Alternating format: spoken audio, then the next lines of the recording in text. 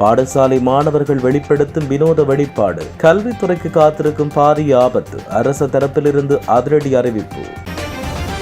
சற்று முன் நடுவானில் தீப்பிடித்த வானூர்தி கீழே விழுந்து வெடித்து சிதறியதில் துணை முதலமைச்சர் உயிரிழப்பு. பரபரப்பாகும் விவகாரம். மகிந்த வீட்டில் கடும் பரபரப்பு. கொலை செய்ய பல வழிகளிலும் முயற்சி. வீட்டுக்கு மேல் பறந்த ட்ரோன்கள். நாடு முழுவதும் பேசுபொருளாகும் கசிந்த காணொளி. கொழும்பு பிரபல பாடசாலை மாணவருடன் ஆசிரியர்களுக்கு என்ன உறவு? அதிரடியாக பதவி நீக்கம். எடுக்கப்பட்ட திடீர் முடிவு. இந்தியாவில் நாமலின் பொதிகளை தூக்கிச் சென்ற சஜித் தரப்பு. அதிர்ச்சியில் எதிர்க்கட்சித் தலைவர். தொடரும் நாமலின் இந்திய பயண சர்ச்சை.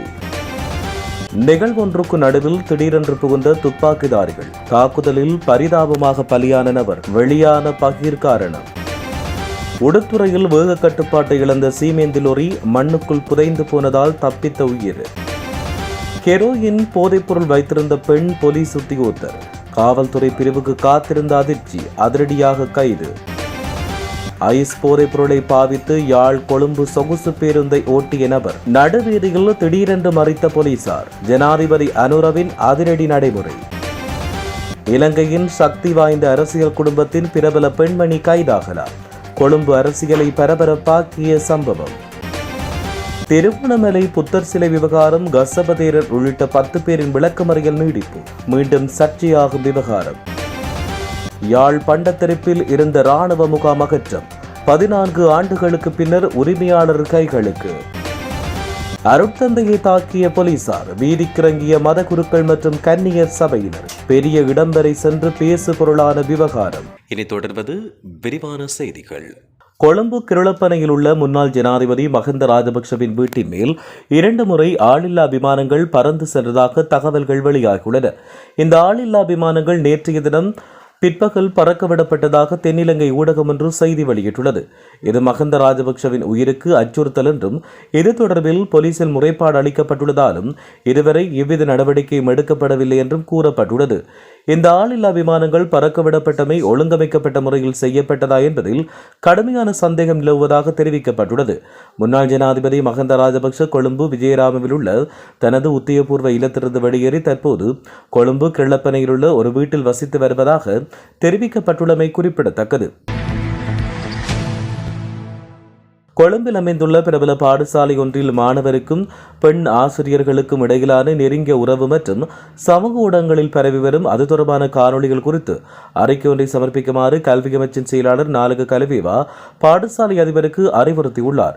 இந்த சம்பவம் தொடர்பில் சமூக ஊடகங்களில் தற்போது பரப்பப்படும் காணொலிகளை கல்வி அமைச்சு கவனித்துக் கொண்டுள்ளதாக கல்வி அமைச்சின் செயலாளர் நாலக கலவேவா தெரிவித்தார். பாடசாலை அதிபரின் அறிக்கையின் அடிப்படையில் விசாரணைகள் முடிந்த பின்னர் உரிய நடவடிக்கைகள் எடுக்கப்படும் என்று கல்வி அமைச்சின் செயலாளர் கூறியுள்ளார். மேலும் அறிக்கை கிடைக்கும் வரை சம்பந்தப்பட்டதாக கூறப்படும் ஆசிரியர்கள் மீது ஒழுங்கு நடவடிக்கை உட்பட எந்த நடவடிக்கையும் எடுக்க முடியாது என்றும் அவர் எடுத்துரைத்தார். தற்போது குறித்த மாணவன் சம்பந்தப்பட்ட ஆசிரியர்கள் மற்றும் ஒரு மாணவரின் பெற்றோர் சம்பந்தப்பட்ட பல காணொலிகள் சமூக ஊடகங்களில் பரவி வருகின்றமையும் குறிப்பிடத்தக்கது.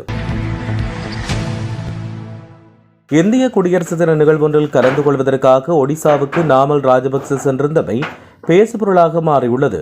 இந்நிலையில் தற்போது நாமலின் பயணப்பொதியை தூக்கிச் சென்ற சஜித் கட்சியின் உறுப்பினர் ஒருவரின் காணொலி ஒன்று சமூக ஊடகங்களில் பரவலாகியுள்ளது. எதிர்க்கட்சித் தலைவர் சஜித் பிரேமதாசவின் ஊடக பேச்சாளரும் நாடாளுமன்ற உறுப்பினர் பிரசாத் ஸ்ரீவர்தன நாமல் ராஜபக்சவின் பயணப்பொதியை இந்திய விமான நிலையத்தில் எடுத்து வரும் காட்சிகளை கொண்டு பல செய்திகள் சமூக ஊடகங்களில் பரப்பப்பட்டுள்ளன. மேலும் நாடாளுமன்ற உறுப்பினர் பிரசாத் ஸ்ரீவர்தனவுடன் ஐக்கிய மக்கள் சக்தியின் நாடாளுமன்ற உறுப்பினர் சாம்த்ராணி கிரியல்லவும் நாமல் ராஜபக்சவின் தலைமையில் பங்கேற்றிருந்தார். இந்தியாவில் உள்ள இளைஞர்களை நல்வழிப்படுத்த நாமல் ராஜபக்ச சென்ற நிலையில் அவரை இலங்கையில் தவறாக சித்தரிக்க முயற்சிக்கின்றதாக அவருடைய தொண்டர்கள் தெரிவிக்கின்றனர்.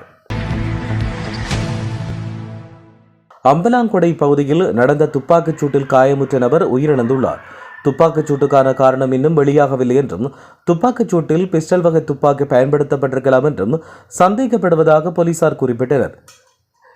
27ஆம் தேதி இரவு அம்பலாங்கொடை சுனாமி விபத்து பகுதியில் ஒரு வீட்டு விருந்துக்கு வந்திருந்த ஒருவர் அடையாளம் தெரியாத 2 நபர்களால் சுடப்பட்டு பலப்பட்டிய வைத்தியசாலையில் சிகிச்சைக்காக அனுமதிக்கப்பட்ட பின் உயிரிழந்துள்ளதாக போலீசார் தெரிவித்தனர். உயிரிழந்தவர் கலபுட பகுதியைச் சேர்ந்த 28 வயதுடையவர் என்றும் தெரிவிக்கப்பட்டுள்ளது. துப்பாக்கிச் சூட்டுக்கான காரணம் இன்னும் வெளியாகவில்லை.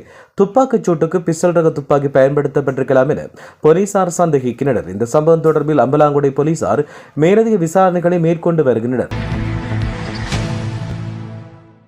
யாழ்ப்பாணம் வடமராட்சி கிழக்கு உடுத்துறை வேம்படி பகுதியில் பார ஊர்தி ஒன்று வேக கட்டுப்பாட்டை இழந்து விபத்துக்குள்ளாகியுள்ளது.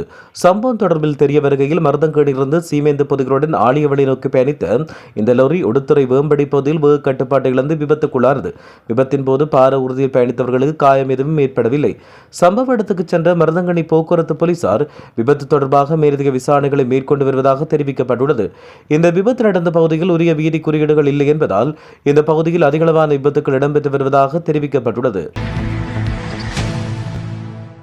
பாடசாலை மாணவர்களிடையே பரவி வரும் போதைப்பொருள் தொடர்பில் போலீசார் மிகுந்த அவதானம் செலுத்தி வருவதாக போலீஸ் ஊடக பேச்சாளர் புட்லர் தெரிவித்தார்.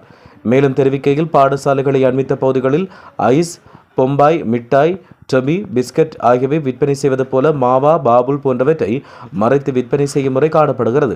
இவ்வாறான வியாபாரிகளுக்கு எதிராக கடும் சட்டம் நடைமுறைப்படுத்தப்படும். இது தொடர்பில் 11 சந்தேக நபர்கள் கைது செய்யப்பட்டனர். இதேவேளை கொக்கையின், ஐஸ் மற்றும் ஹெரோயின் ஆகிய புகையிலைப் பொருட்களை 5 கிராமுக்கு மேல் வைத்திருப்பது மரண தண்டைக்குரிய குற்றமாகும். தமது நெருங்கியவர்கள் இந்த போதைப்பொருள் அபாயத்துக்கு பலியாகுவதற்கு முன்னர் தமது பிரதேசங்களில் ஏதேனும் சந்தேகத்துக்கிடமான செயற்பாடு இடம்பெறுமாயின் அது குறித்து தகவல் வழங்குவது பொதுமக்களின் பொறுப்பாகும் என அவர் தெரிவித்தார். பதுளை பிரிவின் குற்றப்புலனாய்வு பிரிவில் கடமையாற்றி வந்த பெண் போலீஸ் உத்தியோகத்தர் ஒருவர் ஹெரோயின் போதைப்பொருள் வைத்திருந்த குற்றச்சாட்டில் பதுளை நகரில் வைத்து கைது செய்யப்பட்டார். அம்பகஸ்தோவ போலீசாரால் நேற்று முன்தினம் பிற்பகல் மேற்கொள்ளப்பட்ட விசேட சோதனை நடவடிக்கையில் குறித்த பெண் போலீஸ் உத்தியோகத்தர் கைது செய்யப்பட்டார். கைது செய்யும் வேளை சந்தேக நபரிடமிருந்து 4.2 கிராம் ஹெரோயின் போதைப்பொருள் மீட்கப்பட்டுள்ளதாகவும் குறித்த போதைப்பொருள் விநியோகிக்கும் நோக்கத்துக்காக வைத்திருந்தாரா என்பதை கண்டறிய மேலதிக விசாரணைகள் ஆரம்பிக்கப்பட்டுள்ளதாகவும் போலீசார் தெரிவித்துள்ளனர். கைது செய்யப்பட்டுள்ள பெண் போலீஸ் உத்தியோகத்தரை இன்று பதுளை நீதவான் நீதிமன்றில் முன்னிலைப்படுத்த நடவடிக்கை எடுக்கப்பட்டுள்ளதாக போலீசார் தெரிவித்துள்ளனர். யாழ்ப்பாணத்திலிருந்து கொழும்பு நோக்கி பயணிக்கும் சொகுசு பேருந்து ஓட்டுநர்கள் மற்றும் நடத்துனர்கள் போதைப் பொருளை உட்கொண்டுள்ளார்களா என்பதை கண்டறியும் விசேட சோதனை நடவடிக்கை கிளிநொச்சி வைத்தியசாலைக்கு முன்பாக நேற்றிரவு முன்னெடுக்கப்பட்டது. இந்த சோதனையின் போது சொகுசு பேருந்தொன்றின் ஓட்டுநர் ஐஸ் போதைப் பொருள் பயன்படுத்தியமை உறுதி செய்யப்பட்டுள்ளது. இதையடுத்து குறித்த ஓட்டுநர் உடனடியாக காவல்துறையால் கைது செய்யப்பட்டு மேலதிக விசாரணைக்காக அழைத்துச் செல்லப்பட்டார். அதிக பணம் செலுத்தி பாதுகாப்பான பயணம் அமையும் என்ற நம்பிக்கையில் மக்கள் இவ்வாறான சொகுசு பேருந்துகளை தேர்ந்தெடுக்கின்றனர். ஆனால் பயணிகளின் உயிரை பொருட்படுத்தாமல் ஓட்டுநர்கள் இவ்வாறான ஆபத்தான செயல்களில் ஈடுபடுவது பெரும் கவலையை ஏற்படுத்தியுள்ளது. மக்களின் பாதுகாப்பை உறுதி செய்ய வேண்டிய பொறுப்பில் உள்ளோர் போதைக்கு அடிமையாகி அவர்களின் உயிரோடு விளையாடுவது கண்டிக்கத்தக்கது. இவ்வாறான சோதனை நடவடிக்கைகள் தொடர்ச்சியாக முன்னெடுக்கப்பட வேண்டும் என்பதே பொதுமக்களின் எதிர்பார்ப்பாகும். அடுத்த சில நாட்களுக்குள் நாட்டில் ஒரு சக்தி வாய்ந்த அரசியல் குடும்பத்தைச் சேர்ந்த பெண்மணி ஒருவர் கைது செய்யப்படலாம் என சிங்கள ஊடகம் ஒன்று செய்தி வெளியிட்டுள்ளது. ஊழல் குற்றச்சாட்டின் கீழ் அவரை கைது செய்வதற்கான ஏற்பாடு தற்போது மேற்கொள்ளப்பட்டு வருவதாக அந்த செய்திகளில் தெரிவிக்கப்பட்டுள்ளது. கடந்த சில அரசாங்கத்தின் போது நடந்த பல சர்ச்சைக்குரிய பரிவர்த்தனைகளின் அடிப்படையில் இந்த கைது நடவடிக்கை மேற்கொள்ளப்பட்டுள்ளது. கடந்த காலத்தில் இந்த சக்தி வாய்ந்த அரசியல் குடும்பத்தைச் சேர்ந்த பெண் மீது பல குற்றச்சாட்டுகள் சுமத்தப்பட்டதாகவும் தற்போதைய அரசாங்கம் ஆட்சிக்கு வந்தவுடன் இந்த பெண் மீது விசாரணை ஆரம்பிக்கப்பட்டுள்ளதாக தேர்தல் பிரச்சாரத்தின் போது மக்களுக்கு வாக்குறுதி அளித்ததாக அந்த செய்தியில் கூறப்பட்டுள்ளது. திருகோணமலை புத்தர் சிலை விவகாரம் தொடர்பாக கைது செய்யப்பட்ட கசபதீர மற்றும் 4 பிக்குகள் உள்ளிட்ட 10 சந்தேக நபர்களுக்கு விளக்கமறியல் காலம் நீடிக்கப்பட்டுள்ளது. இதன்படி கைது செய்யப்பட்டவர்களுக்கு பிப்ரவரி 2ஆம் தேதி வரை விளக்கமறியல் நீடிக்கப்பட்டுள்ளது. இந்த வழக்கு இந்த விசாரணைக்கு எடுத்துக் கொள்ளப்பட்ட நிலையில் மேற்படி உத்தரவு பிறப்பிக்கப்பட்டுள்ளது. பண்டத்தரிப்பு கிராம அலுவலர் பிரிவில் உள்ள பிரதேச சபையின் கோல்களம் அமைந்துள்ள காணியானது 2012ஆம் ஆண்டு முதல் இராணுவத்தினரின் பயன்பாட்டில் இருந்து வரும் நிலையில் தற்போது அந்த காணியை விட்டு இராணுவம் வெளியேறியுள்ளது. அங்கிருந்து வெளியேற்றப்பட்ட இராணுவத்தினர் அராலி இராணுவ முகாமுக்கு மாற்றப்பட்டுள்ளனர். குறித்த காடாப்புலம் காணி என்று பிரதேச செயலாளர் சண்டீர்பாய் பிரதேச செயலாளரும் உத்தியோகபூர்வமாக கையளிக்கப்பட்டது. கடந்த சில நாட்களுக்கு முன்னர் சுழிவரம் பகுதியில் இருந்த இராணுவ முகாமும் அகற்றப்பட்டு அங்கிருந்த இராணுவத்தினர் சங்கானியில் உள்ள இராணுவ முகாமுக்கு மாற்றப்பட்டிருந்தமை குறிப்பிடத்தக்கது. அருட்தந்தை மிலான் பிரியதர்ஷன போலீசாரால் தாக்கப்பட்டமைக்கு எதிர்ப்பு தெரிவித்து நேற்று காலை 9 மணியளவில் நீர்கொழும்பு மாநகர சபைக்கு முன்பாக தெல்வத்தை சந்தியில் அருட்தந்தையர்கள் அருட்சகோதரிகள் அமைதியான முறையில் ஆர்ப்பாட்டம் ஒன்றில் ஈடுபட்டனர். மாநகர சபை முன்றத்திலிருந்து நீர்கொழும்பு சிலாபம் பிரதான வீதியூடாக தெல்வத்தை சந்தைக்கு பேரணியாக வந்து அமைதியான முறையில் இந்த கவனஈர்ப்பு ஆர்ப்பாட்டம் இடம்பெற்றது.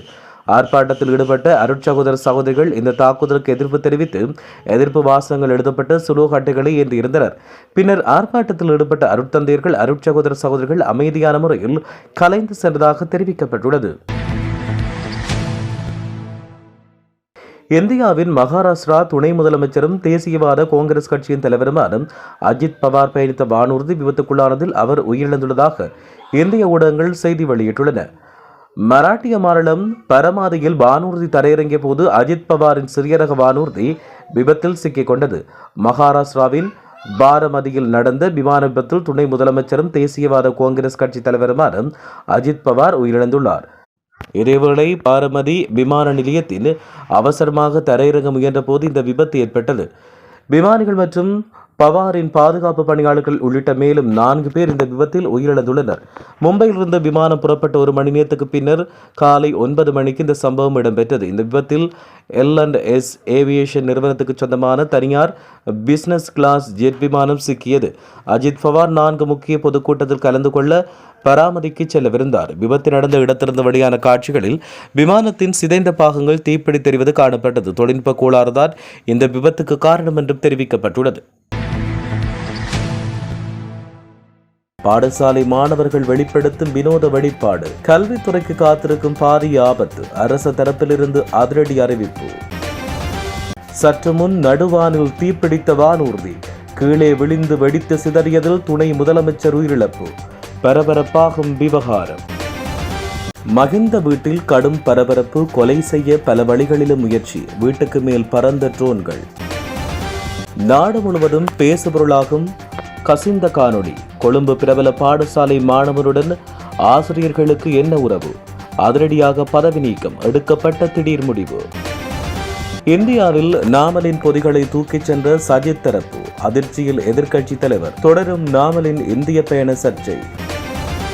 நிகழ்வொன்றுக்கு நடுவில் திடீரென்று புகுந்த துப்பாக்கிதாரிகள், தாக்குதலில் பரிதாபமாக பலியான நபர், வெளியான பகீர் காரணம். உடுத்துறையில் வேக கட்டுப்பாட்டை இழந்த சீமேந்தி லொரி மண்ணுக்குள் புதைந்து போனதால் தப்பித்த உயிர். ஹெரோயின் போதைப்பொருள் வைத்திருந்த பெண் போலீஸ் உத்தியோகத்தர், காவல்துறை பிரிவுக்கு காத்திருந்த அதிர்ச்சி, அதிரடியாக கைது. ஐஸ் போதைப்பொருளை பாவித்து யாழ் கொழும்பு சொகுசு பேருந்தை ஓட்டிய நபர், நடுவீதியில் திடீரென்று மறித்த போலீசார், ஜனாதிபதி அனுரவின் அதிரடி நடைமுறை. இலங்கையின் சக்தி வாய்ந்த அரசியல் குடும்பத்தின் பிரபல பெண்மணி கைதாகலாம், கொழும்பு அரசியலை பரபரப்பாக்கிய சம்பவம். திருவண்ணாமலை புத்தர் சிலை விவகாரம், கசபதேரர் உள்ளிட்ட 10 பேரின் விளக்கமறியல் நீடிப்பு, மீண்டும் சர்ச்சையாகும் விவகாரம். யாழ் பண்டத்தரிப்பில் இருந்த இராணுவ முகாம் அகற்றம், 14 ஆண்டுகளுக்கு பின்னர் உரிமையாளர் கைகளுக்கு. அருட்தந்தையை தாக்கிய போலீசார், வீதிக்கிறங்கிய மத குருக்கள் மற்றும் கன்னியர் சபையினர், பெரிய இடம் வரை சென்று பேசு பொருளான விவகாரம்.